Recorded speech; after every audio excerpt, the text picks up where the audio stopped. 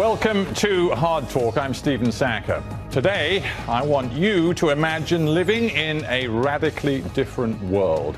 An internet-driven, smart world where individuals and communities generate their own free energy, produce and share the things they need, and build an economy defined by collaboration, not competition.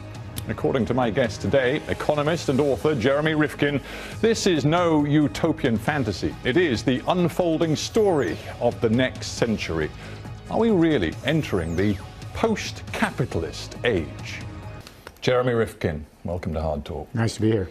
You've long been a man of big ideas. It seems to me right now your big idea is that the internet, digital technology, they've sowed the seeds of capitalism's demise. Have I got your idea right? I think you have, Stephen. I think what we're beginning to see is the bare outlines of a new economic system entering onto the world stage, the collaborative commons.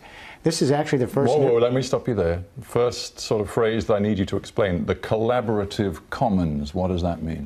It's a new way of organizing economic life where we begin to produce and share information goods, energy, physical goods with each other, bypassing the traditional capitalist market.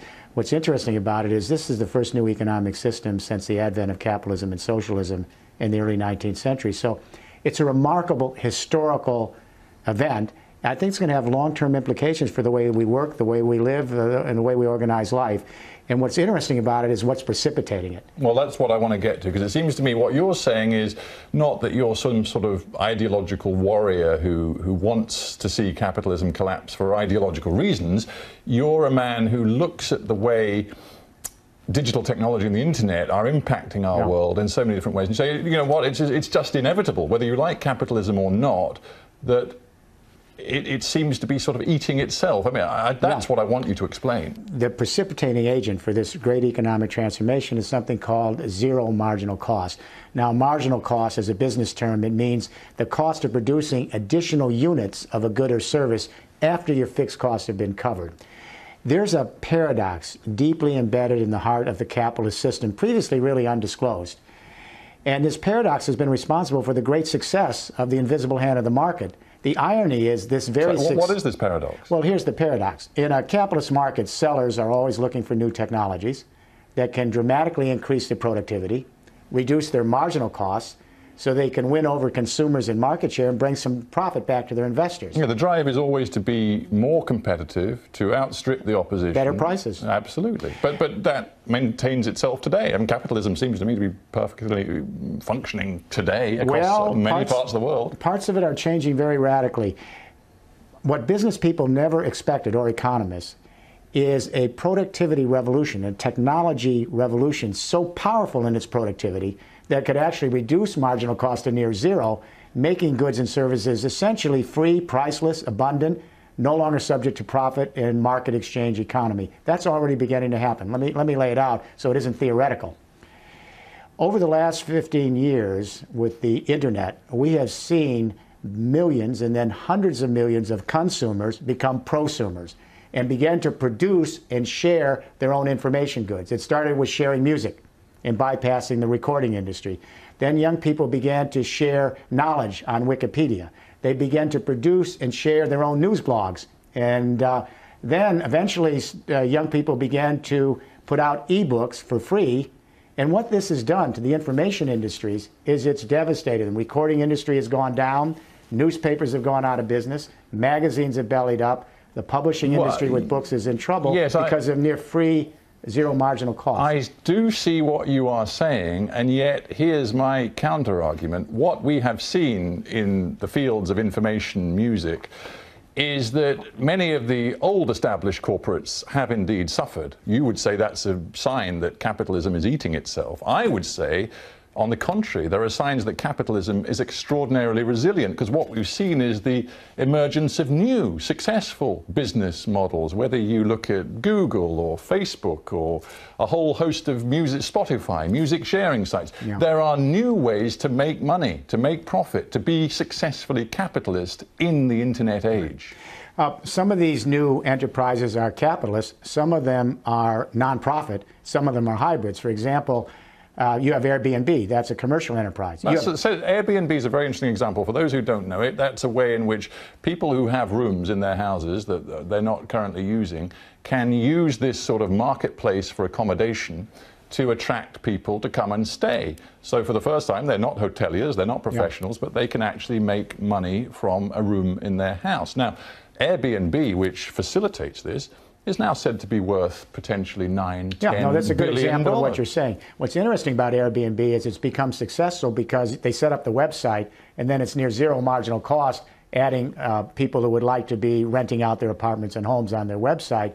For the people who want to rent out their homes and apartments, they're already paying the rent. They're already paying their mortgage and property taxes. So it's almost near zero marginal cost for them to let out their space to a visitor on a given night. And Airbnb alone in New York has resulted in 1 million hotel nights not being spent in the hotels. But let me go back here. But the point, surely but there's the point, also Jeremy couchsurfing. But your overall thesis is that this long-term shift in economic modeling is frankly killing capitalism. But my counter-argument is that, on the contrary, what it's doing is just creating new forms of capitalism. No, if you take Airbnb, for the first time, people who have spare rooms in their houses are monetizing that. They're becoming capitalists in a new way. They're not actually giving them away for free. Do you know what couchsurfing is?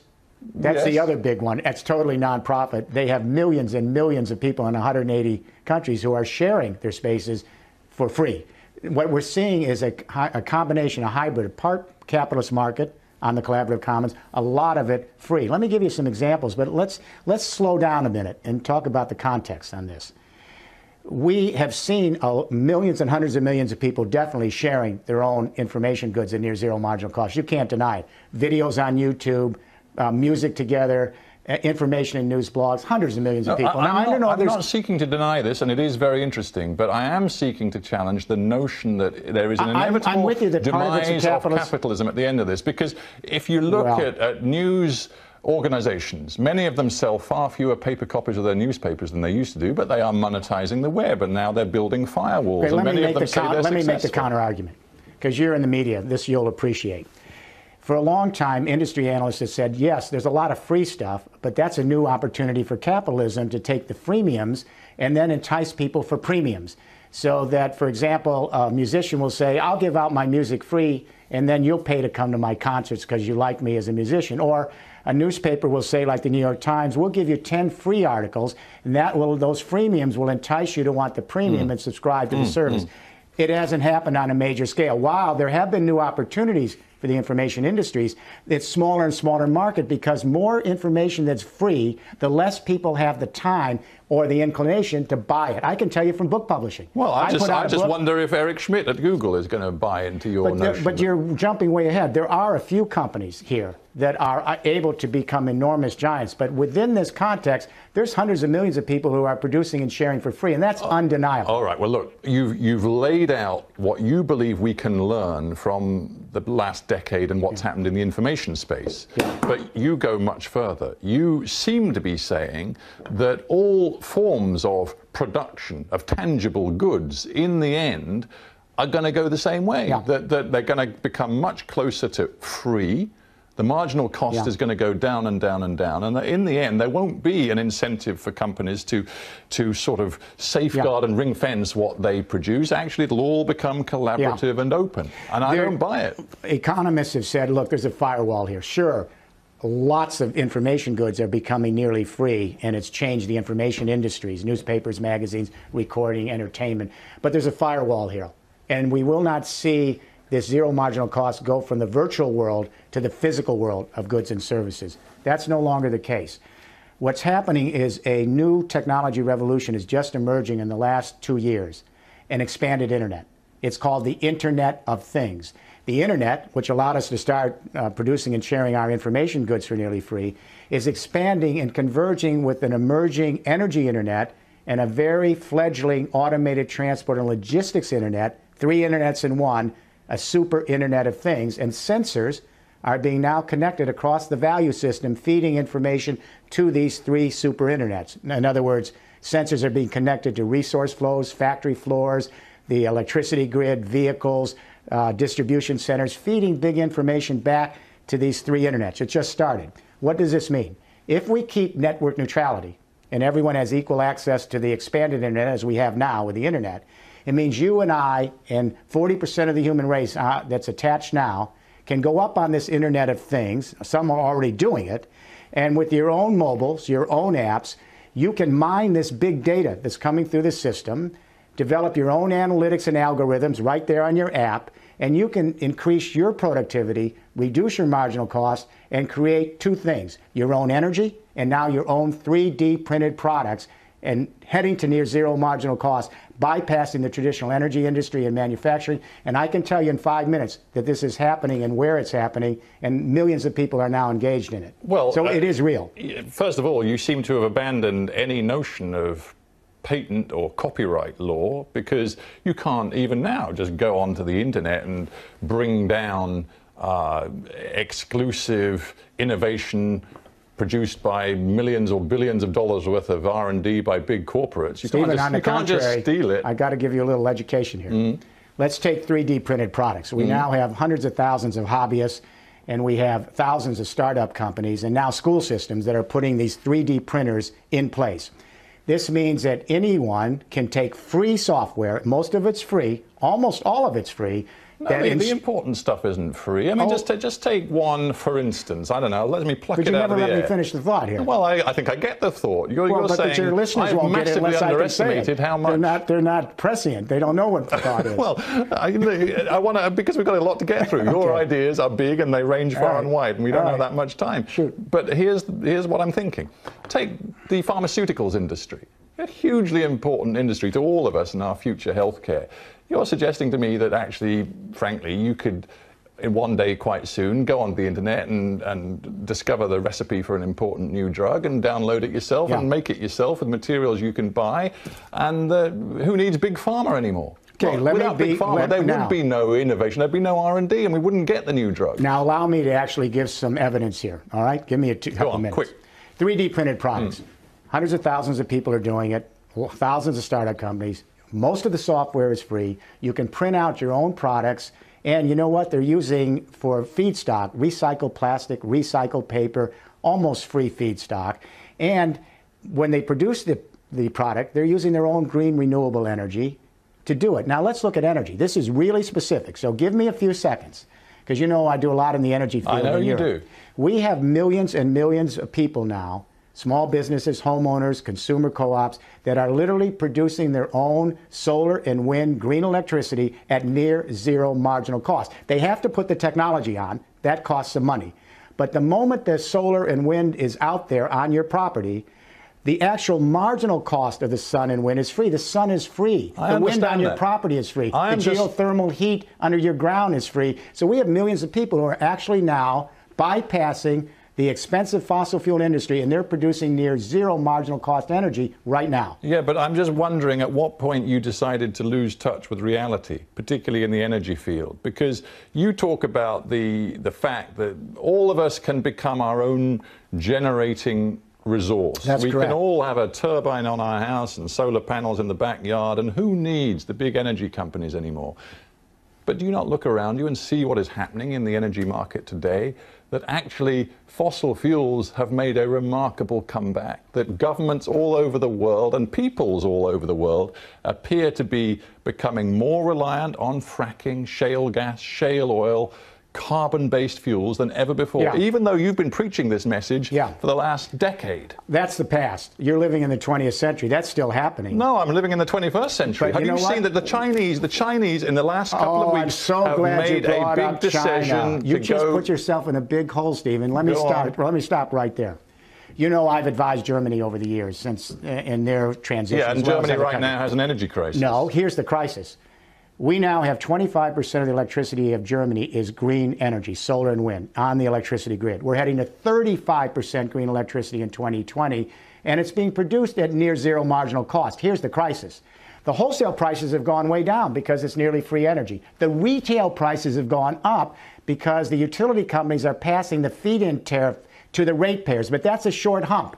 When they get over that hump, free green electricity. Now, I'm not going to let you go with China. in China. Well, I'm just telling you reality. No, but I'm going to actually give. I just met with the Chinese leadership, Stephen, in September. Yeah, well, I've just been in China, and the Chinese are looking at shale gas in a whole new way. Now, Stephen, they see that they cannot afford to be out of this fossil fuel. I just met with the Chinese leadership. You know, my book, Third Industrial Revolution, came out there. The new premier read it, Premier Lee, and instructed the federal government to begin looking into this transition to this Internet of Things, Third Industrial Revolution. I met with the Chinese leadership. I met with the Vice Premier Wang Yang in September.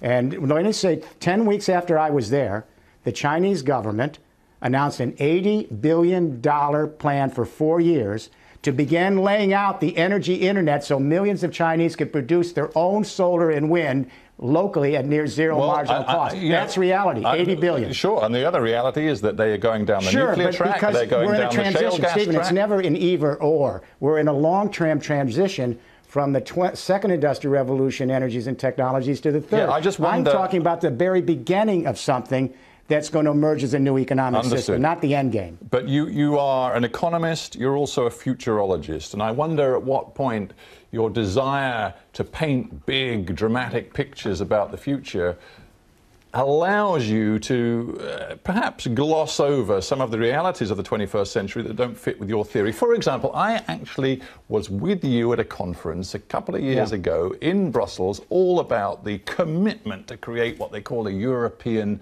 supergrid, a smart energy grid which would allow renewables to feed in from Southern Europe solar, from Northern Europe wind, to create this overwhelmingly powerful energy grid for Europe. You said it had to happen. What have we seen in the last year? The investment across Europe in energy infrastructure has been cut by almost 50%.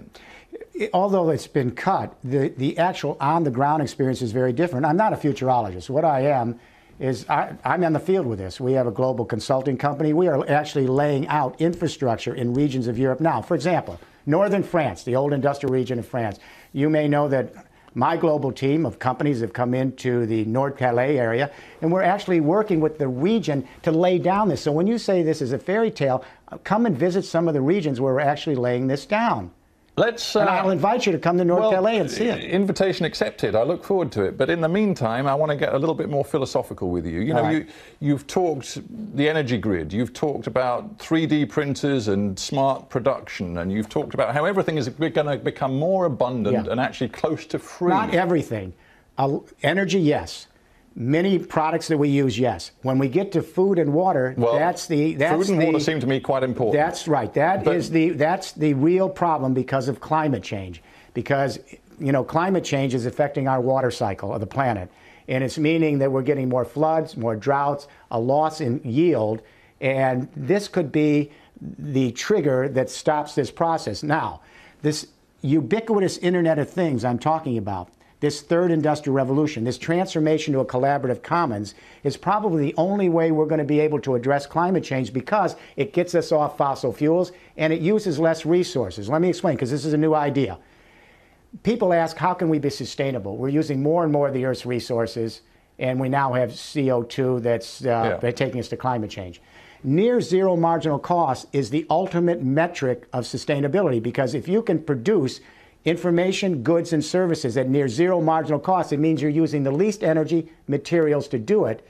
And so if we can move to an extreme productivity, near zero marginal cost, we'll be able to produce sufficient energy and goods with very little of the Earth's resources. Surely you would think that's a good journey to be on. Well, it's a fascinating idea of a journey. But it's not an idea. We're actually doing it in Germany and Denmark. China's beginning to do it. Not quite in the wholehearted way that you. But they are doing it. It's not academic. They're trying. But the point is this: you've acknowledged what was about to be my point about the strain on finite resources, including food and water. You've acknowledged that may be a problem. But here's something that you haven't even addressed yet, and it actually doesn't feature in your sort of economic analysis, and that is just pure human nature. When you talk about the collaborative commons and the shift from competition and ring fencing and private ownership to sharing and cooperation, it seems to me you fly in the face of what we have learned over many centuries about basic human nature. You got to read the book. The zero marginal cost society, I have a huge section of the book on just what you're saying, so give me a little time to talk about it. Well, I'll have to be quick because we're almost out of time and I haven't finished my questions. But just tell me why the instincts we have as human beings, many of which are about competition, are not going to undermine the collaborative commons. There's an older tradition. Certainly the modern capitalist marketplace is about competition, but we have an older tradition. We're a social creature.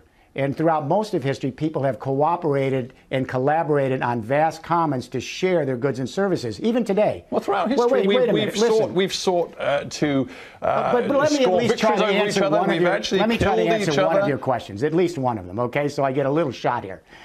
Everyone thinks there's only the private marketplace and the government. There's no other way to manage the economy. There's another whole sector out there, Stephen. It's called the social commons, the not-for-profit sector. Millions of organizations that produce and share goods and services that we desperately need. Education, healthcare, all sorts of services that have nothing to do with the profit motive.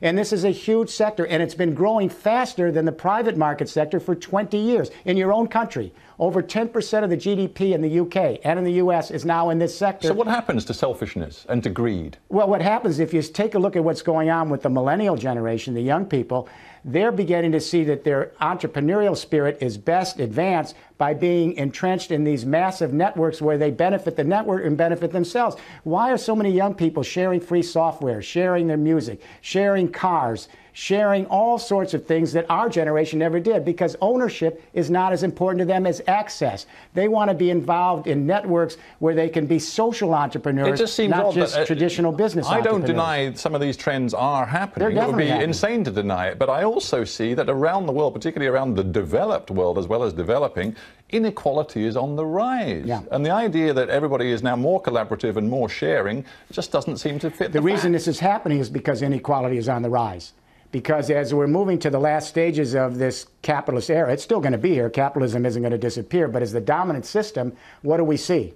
After two industrial revolutions, the 19th and 20th century, we have organized economic activity in giant global vertically integrated corporations. And guess what? The 500 largest companies in the world today, Fortune 500, their revenues equal 1/3 of the GDP of the planet. And the 65 richest individuals in the world, their wealth now equals the 3.5 billion poorest people, half the human population. Do you want to continue with that economic system? I'm curious. I need an answer. Well, would you like to continue with that economic system? I need an answer because people want to hear you, not me. My question, and we're almost out of time. Why not a new economic journey that would allow us to get our better instincts to flower and begin a collaborative journey on this collaborative commons? We know the young people are beginning to do it. We should be hopeful, and we should encourage them rather than to say it can't be done, nothing can be changed. We're going to continue to have the economy sour, less jobs, and more climate change.